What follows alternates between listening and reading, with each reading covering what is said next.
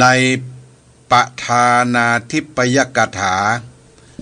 ว่าด้วยการเทศนากันแรกเรื่องของความเพียรเพื่อเป็นเครื่องประดับประคับประคองสลองศรัทธาสดับสติปัญญาบารมีเพิ่มพูนกุศลบุญญราศีแด่ท่านสาธุชนคนดีทั้งหลาย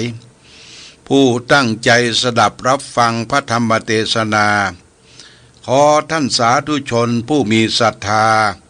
อุบาสกอุบาสิกาผู้ใจบุญทุกท่านได้โปรดตั้งโสตประสาทของท่าน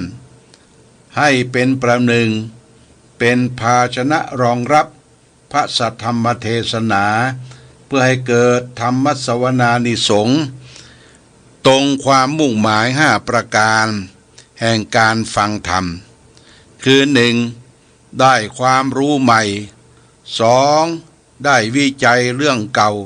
3. ได้บรรเทาสังขาร 4. ได้พัฒนาความคิด 5. ได้ยกจิตให้แจ่มใสยกใจให้เยือกเย็นตั้งดังคำโบราณที่ท่านสอนที่ว่าฆ่าช้างก็ต้องการงาฆ่าปลาก็ต้องการเนื้อฆ่าเสือก็ต้องการหนังถ้าสดับรับฟังพระธรรมเทศนาก็ต้อง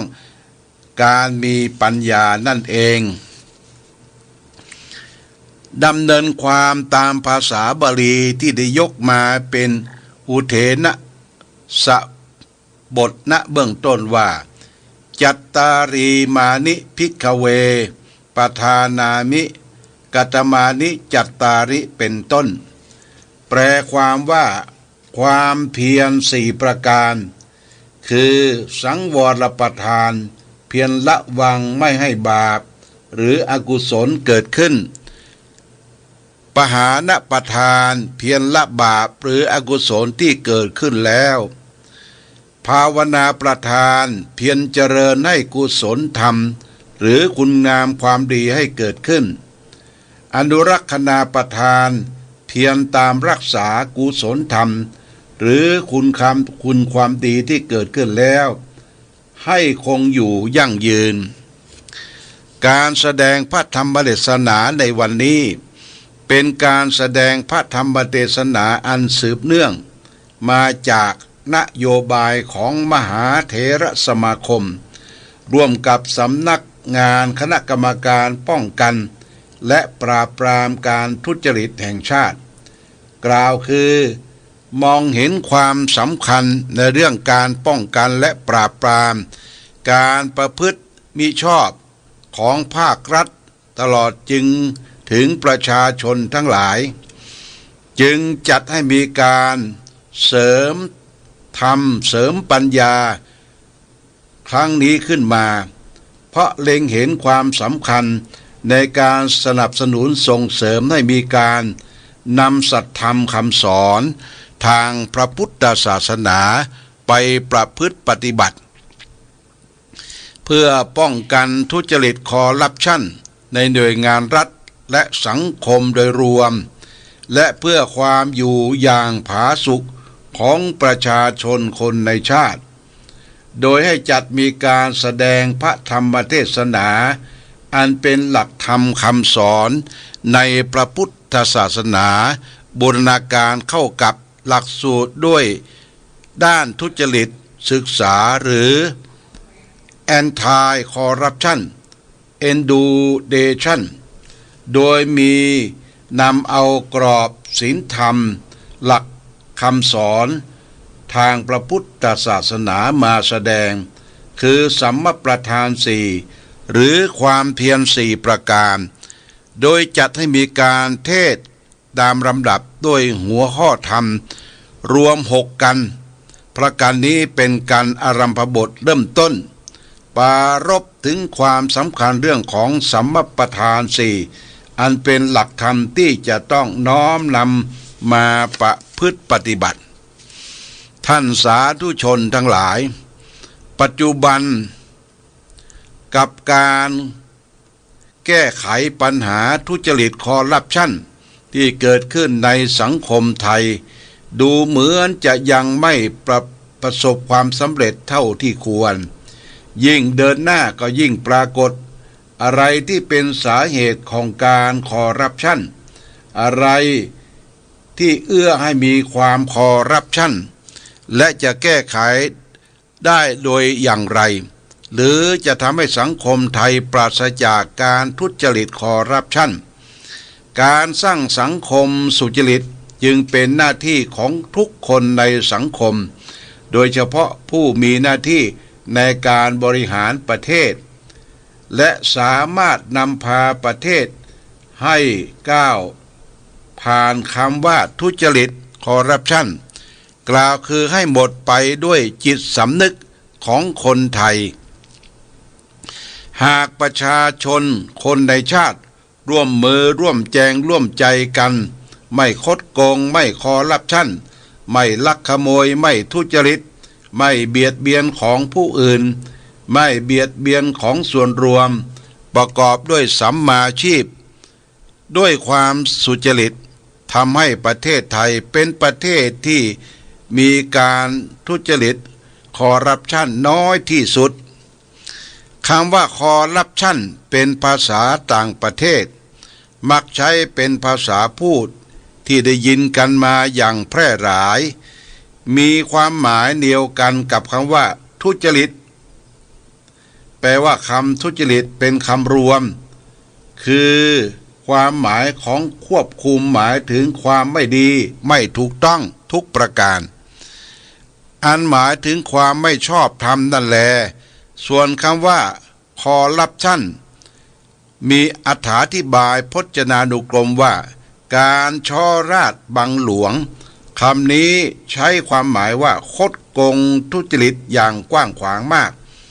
แต่มักใช้ในการทุจริตและไม่ซื่อตรงต่อหน้าที่ในทางราชการเป็นส่วนมากจึงมีอยู่ภายในคำว่าทุจริตนั่นเองพระพุทธศาสนาสอนให้คนประพฤติสุจริตธรรมละเว้นทุจริตประพฤติมิชอบเพราะว่าความทุจริตนี้นับเป็นความประพฤติที่ไม่ดีไม่ถูกต้องทั้งกายวาจาและใจย่อมส่งผลให้เกิดการเบียดเบียนต่อบุคคลอื่นผู้ใกล้เคียงและผู้อื่นได้สอดคล้องกับภาษิตไทยว่าเมื่อชื่อกินไม่หมดซื่อกินไม่หมดคดกินไม่นานแต่เดี๋ยวนี้กลับไม่ประพฤติเช่นนั้นกลับแผงเหมือนประหนึ่งล้อเลียนว่าซื่อกินไม่หมดคดกินไปนานแต่ถ้ากินของราชการกินได้นานทีเดียวฉะนั้นการทุจริตคอร์รัปชันด้วยการให้การรับหรือสินบนการตกลงว่าจะให้และข่มขู่หรือการบังคับให้ยอมทำตามสิ่งที่ไม่เต็มใจการไม่กระทำตามหน้าที่อย่างตรงไปตรงมาการใช้อำนาจหน้าที่ในทางที่ผิดจากทำนองครองธรรมการที่มีผลประโยชน์ซับซ้อนเหล่านี้นับเป็นการปัญหาที่เกิดขึ้นในสังคมไทยมาอย่างยาวนานอย่างไรก็ดีหากพิจารณาอยู่แล้วจะพบว่าปัญหาในลักษณะเช่นนี้มิใช่จะเกิดขึ้นในปัจจุบันเท่านั้นหากแต่มีมาตั้งแต่อดีตแม้ในสมัยพุทธกาลที่พระพุทธเจ้ายังมีพระชนอยู่ก็เคยเกิดมีการทุจริตคอร์รัปชันเช่นนี้มาแล้วดังตัวอย่างที่ปรากฏเรื่องราวในทยันทนัญชานิสูตรว่าสมัยหนึ่งพระสารีบุตรได้ฟังข่าวสารจากพระภิกษุสงฆ์ว่าทนัญชานิพราหมณ์แห่งกรุงราชคฤห์เป็นผู้ใช้ชีวิตอยู่ด้วยความประมาททำกายทุจริตด้วยการอาศัยอำนาจของพระราชาเที่ยวเบียดเบียนประชาชน หรือที่เรียกว่าชอราชและอาศัยความเป็นหัวหน้าในประชาชนเกี่ยวกับเบียดเบียนรัฐที่เรียกว่าบังหลวงเพื่อนำผลประโยชน์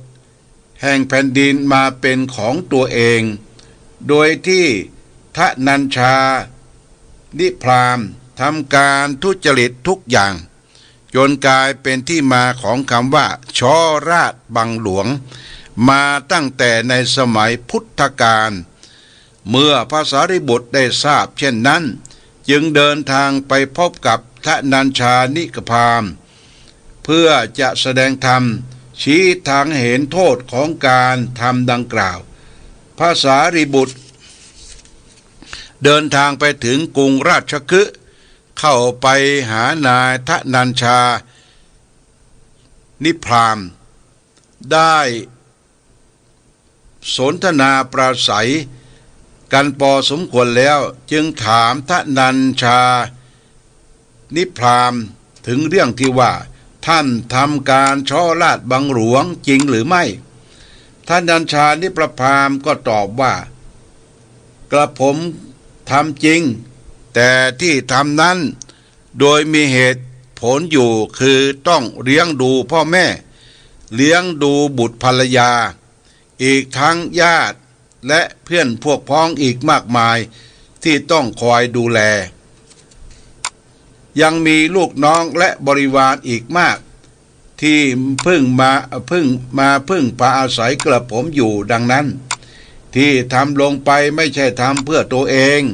แต่เสียสละทำเพื่อผู้อื่นทั้งหมดเลยพระสารีบุตรท่านได้ฟัง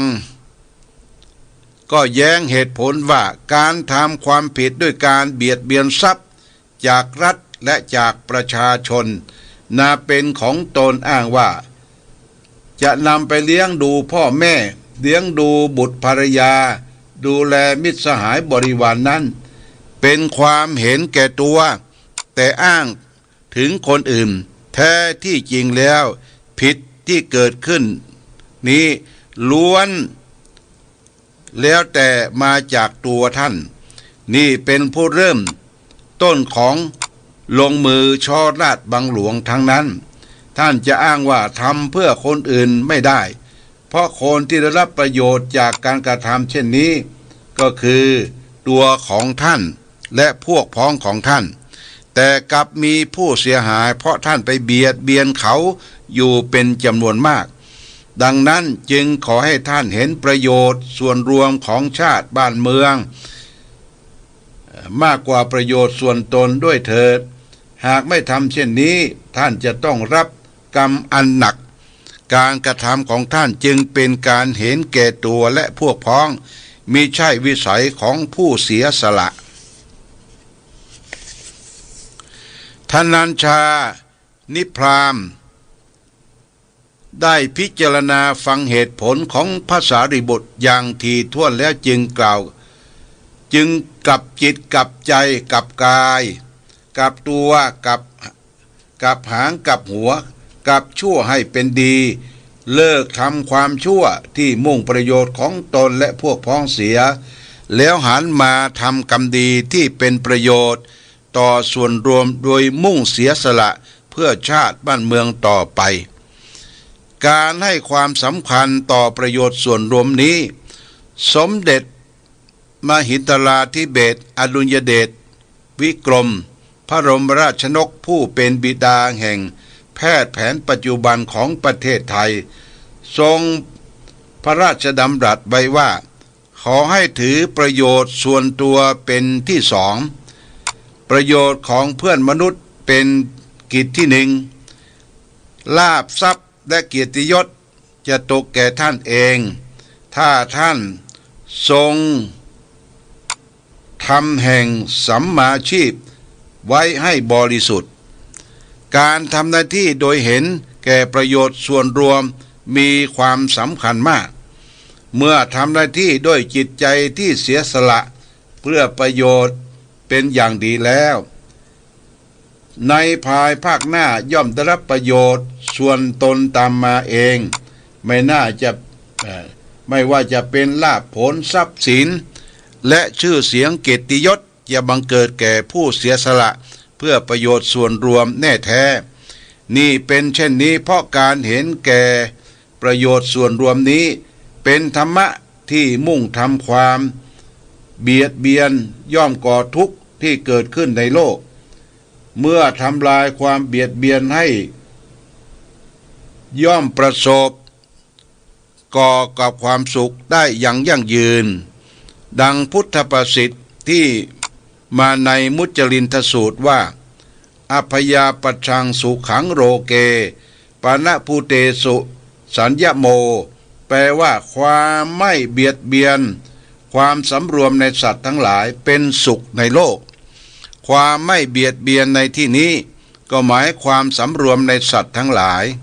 ก็อาจอธิบายว่าความไม่เบียดเบียนเพื่อนมนุษย์หรือการไม่ทำให้คนอื่นเสียซื่อสัตย์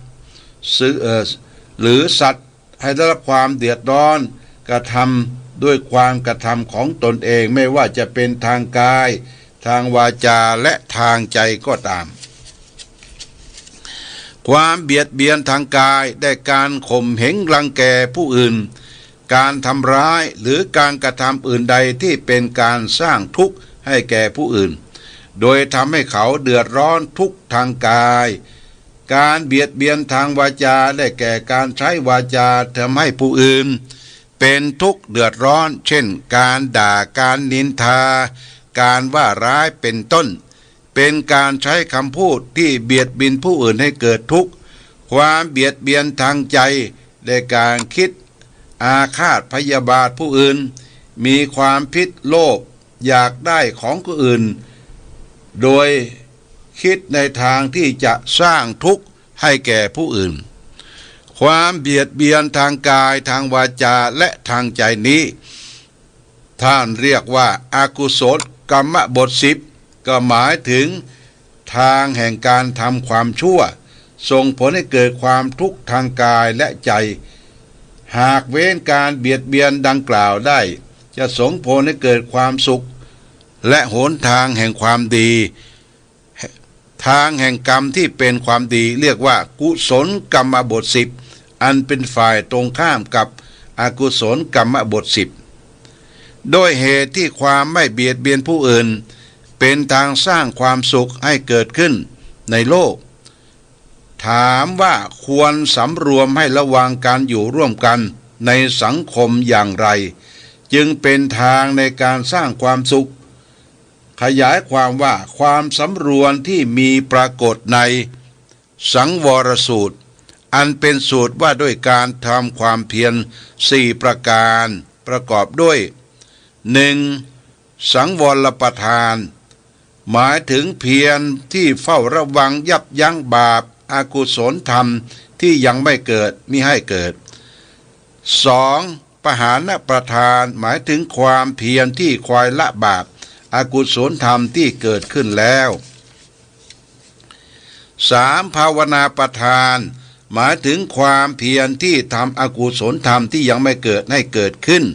4. อนุครัตอรุคณาประทานหมายถึงความเพียรรักษากุศลธรรมที่เกิดขึ้นแล้วให้ตั้งมั่นและเจริญไพบุญยิ่งขึ้นต่อไปในเรื่องความเพียรนี้พระบาทสมเด็จพระชนากาธิเบศรพระมหาภูมิพลอดุลยเดชมหาราชพระบรมราชบพิตรรัชกาลที่9ได้พระราชทานแก่คณะบุคคลต่างๆที่ได้เฝ้าเนื่องในวันเฉลิมพระชนพรรษา5 ธันวาพ.ศ. 2533ว่าการทำงานใดๆไม่ว่าจะเล็กใหญ่ง่ายยากอย่าย่อหย่อนจากความเพียรแล้วหากที่จะให้สำเร็จเรียบร้อยทันเวลาได้ก็อธิบายว่าความเพียรที่ทำให้งานสำเร็จเช่นนี้นับว่าสามารถให้หมดสิ้นความทุกข์กายและทุกข์ใจส่งผลให้เกิดความสุขขึ้นในชีวิตนี้ได้นอกจากความสำรวมระวังในการดำเนินงานด้วยความเพียรพยายามที่ถูกต้องหนทางที่จะนำไปสู่ความสุขโดยการสร้าง สวรรค์โลกให้ปราศจากความเบียดเบียนกันนี้ควรได้นำหลักธรรมหรือกุศลความฉลาด3ประการกล่าวคือนำหลักการไตร่ตรองด้วยปัญญาที่เกิดขึ้นจากความฉลาดหรือความเชี่ยวชาญมาแก้ไขปัญหาทุจริตคอร์รัปชันหลักกุศล3ประการคือ 1. อายกุศลฉลาดในความเจริญ 2. อปายกุศลฉลาดในความเสื่อม 3. อุปายโกศลฉลาดในวิธีการเลือกไปสู่ความเจริญแห่งความเสื่อมอายกุศลหมายถึงความฉลาดในความเจริญหมายความเอาการรอบรู้ในทางที่จะสร้างสรรค์ความเจริญก้าวหน้าให้เกิดขึ้นแก่ตนเององค์กรและประเทศชาติโดยการใช้หลักธรรมนำชีวิตคือคิดอ่านในแง่บวกและมองโลกในแง่ดีมีการตั้งสมมุติฐานเพื่อค้นหาสาเหตุที่ทำให้เกิดความเจริญตั้งมั่นอยู่ได้นานอปายกุศลหมายถึงความฉลาดในความเสื่อม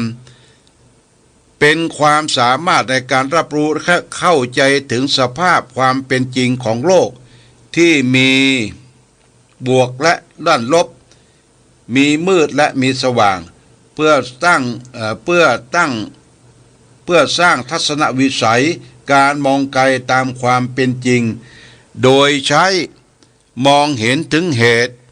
และผลของความเสื่อมกล่าวคือฉลาดในการคิดของมุมกลับพร้อมทั้งค้นหาหนทางที่จะทำให้เกิดความเสื่อมเหล่านั้นไม่ให้เกิดขึ้นแก่ตนเององค์กรและประเทศชาติอุปายกุศลหมายถึงความฉลาดในอุบายเป็นความฉลาดในวิธีการแก้ไขปัญหารู้จัก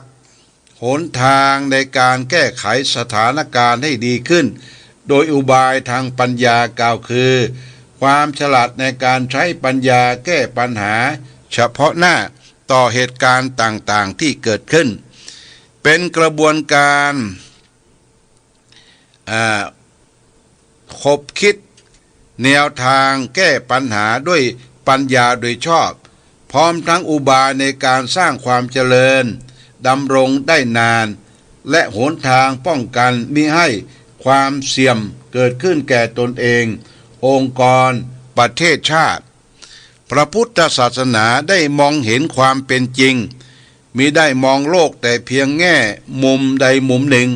ได้มองโลกตามอริยสัจสี่กล่าวคือเมื่อมีทุกข์ย่อมมีเหตุให้เกิดทุกข์เมื่อมีความทุกข์ดับไปกลายเป็นความสุขก็ย่อมมีแนวทางที่จะดำเนินไปถึงความสุขเช่นนั้นได้ดังนั้นหากมองโลกในถูกต้องด้วยปัญญาอันแยบขายแล้วจะพบว่าอริยสัจสี่ข้อนี้สามารถนำไปใช้ในการสร้างความเจริญและความเสื่อมและหนทางและหาหนทางในการแก้ปัญหาได้อย่างสุขุมเพราะอริยสัจสี่ไม่ได้จบอยู่ที่ปัญหาและเหตุที่เกิดของปัญหาเท่านั้นแต่ยังลึกลงไปถึงความดับด้วยว่าปัญหานั้นดับได้ไหมดับด้วยวิธีอย่างไรนำมาสู่หนทางแห่งความดับนั้นอันเป็นวิธีการแก้ปัญหาอย่างที่เป็นรูปธรรมดังนั้นหากบูรณาการด้วยหลักธรรมแห่งกุศล3ประการจะพบว่าเมื่อพบปัญหาก็ย่อมปรารถนาค้นอุบายในการแก้ปัญหาได้ด้วยความเจริญก็ต้องหาอุบายสร้างความเจริญด้วยหลักอายกุศลเพื่อพบปัญหาหรืออุปสรรคในการทำงานก็ได้รับรู้และเข้าใจว่าสิ่งที่สามารถเกิดขึ้นได้เป็นธรรมดาด้วยหลักอปายกุศลเมื่อเข้าถึงปัญหาและอุปสรรคดังกล่าว ร่างกล่าวท่องแท้แล้วก็จะต้องรู้จักใช้ปัญหาในการคิดหาหนทางในการบริหารความเสี่ยมมิให้เกิดขึ้นด้วยตามหลักอุปายโกศลเพราะฉะนั้นต้องรู้เท่ารู้ทันรู้กันรู้แก้รู้เท่าเอาไว้กันรู้กันเอาไว้แก้หากทำได้เช่นนี้ชื่อว่าเป็นผู้รู้จักหาหนทางในการสร้างสุขให้แก่ตนเององค์กรและประเทศชาติโดยชอบประกอบทุจริตสร้างความสุขและความเจริญให้เกิดขึ้นแก่ตนเองผู้นั้นก็อันชอบทำต่อไปดังบทที่ว่าคือศีลธรรมนำใจให้เป็นสุขเมื่อมีทุกข์สติมาหาพ้นได้สมาธิแน่วแน่แก้ไขไปปัญญาไวไร้ปัญหาพาให้ถูกทางเทศนาประโยชน์สาเนในอวสานเป็นที่สุดแห่งพระธรรมเทศนานี้รัตนัตยานุภาเวนะรัตนัตยาเตสัสสาโดยเดชะบารมีแห่งพระศรีรัตนตรัยและบุญกุศลที่เกิดจากพระธรรมเทศนาใหม่และการฟังธรรมนี้ขอจงรวมกันเป็นตบะเป็นเดชะเป็นภรวะปัจจัยอำนวยอวยพรให้ท่านผู้ฟังทั้งหลายจงปราศจากทุกโศกโรคภัยมีความสุขความเจริญยิ่งขึ้นไปในล่มธรรมแห่งองค์สมเด็จพระสัมมาสัมพุทธเจ้าเจริญยิ่งด้วยอายุวันนะสุขภาละปฏิภาณธรรมสารสมบัติปรารถนาสิ่งใดที่ชอบประกอบด้วยธรรมให้ความปรารถนานั้นจงพันสำเร็จสมดโมในทุกประการรับประทานแสดงพระธรรมเทศนาในปฐานะทิพยกถาเทศนากันแรกเรื่องความเพียรพอสมควรแก่เวลาก็ขอสมมุติยุติลงไว้แต่เพียงเท่านี้เอวังก็มีโดยประการฉนี้